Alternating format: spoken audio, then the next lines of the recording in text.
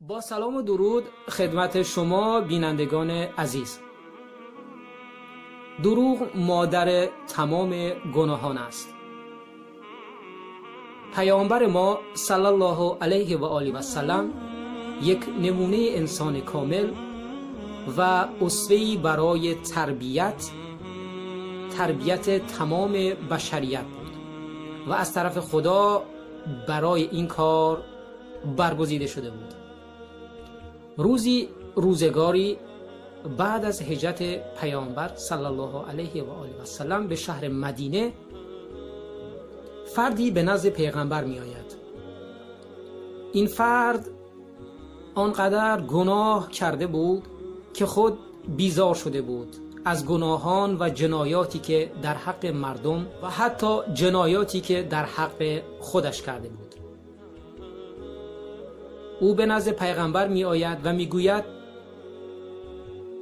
محمدا، یا محمد، آمده ام به نزد تو. بزرگان شهر به من گفتند که تو می توانی فقط من را تغییر دهی. اگر تو واقعا پیغمبر خدا باشی، تنها تو می توانی مرا تغییر دهی.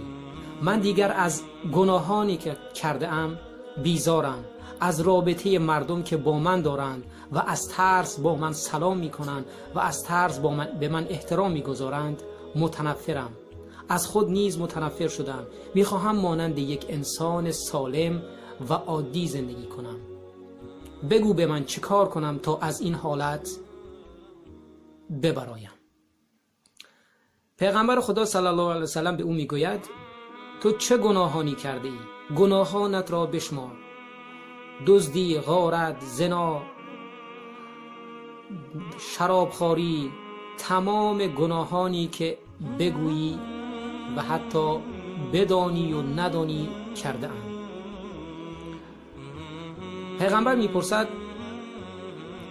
از نظر تو کمترین گناه و آسانترین گناه چه است؟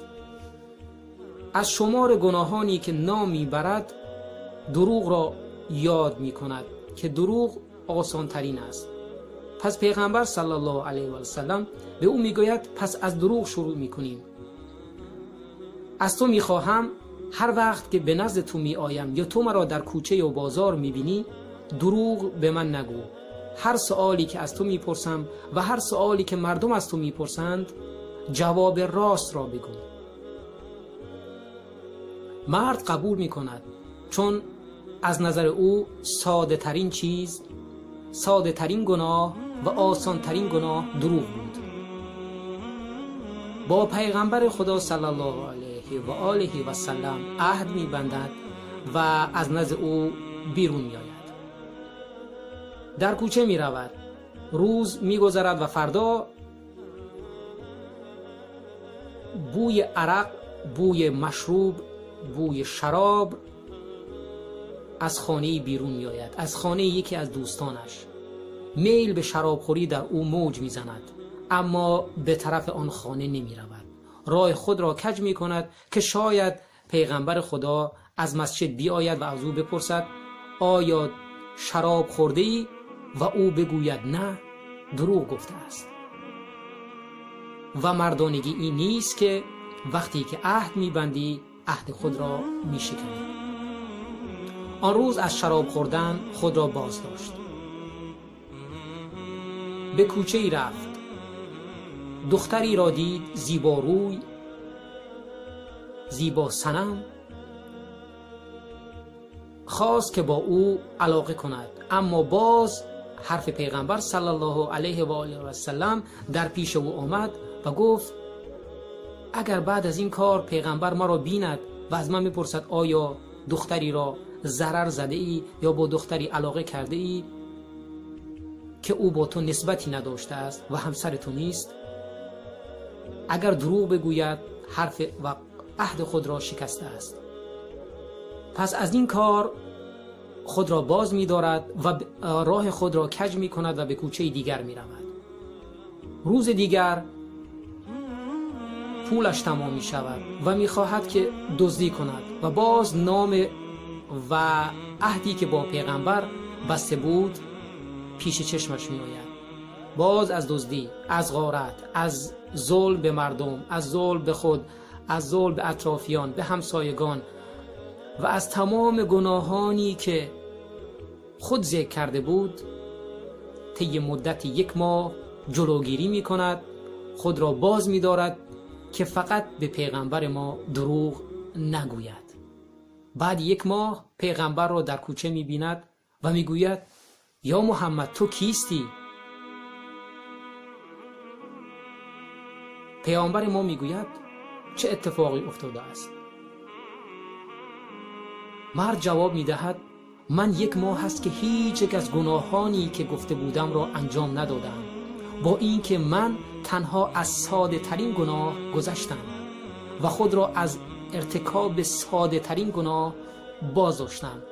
بله برادر عزیز، این فرد پس از این حادثه از پیغمبر صلی الله علیه و آله و سلم می‌خواهد من این اسلام دین تو را می‌خواهم، چگونه به دین تو وارد شوم؟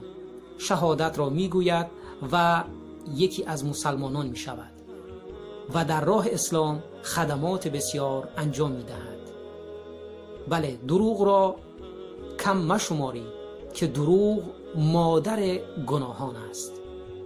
بله خداوند مهربان نیز دروغ را بد می شمارد و همانطور که پدران ما نیز می گویند دروغگو دشمن خداوند است، زیرا دروغ آدم را وادار به تمام گناهان می کند با اینکه ساده ترین است و اگر ساده ترین است پس برادر و خواهر عزیز شما نیز شروع به ترک آن کنید و در آینده شما می توانید تمام گناهان خود را ترک کرده خود را پاک کنید و از یکی از بندگان صالح و نکوکار خداوند باشید و انشالله بهشت جایگاه شما خواهد بود. از اینکه با ما بودید سپاسگزارم و از شما میخوام که اگر نظرات، پیشنهادات و انتقاداتی داشتید در نظرات و انتقادات خود را با ما در میان بگذارید، انشالله که بتوانیم به تمامی سوالات و انتقادات شما جواب دهیم. با تشکر، دوست خدا، خدا نگهدار.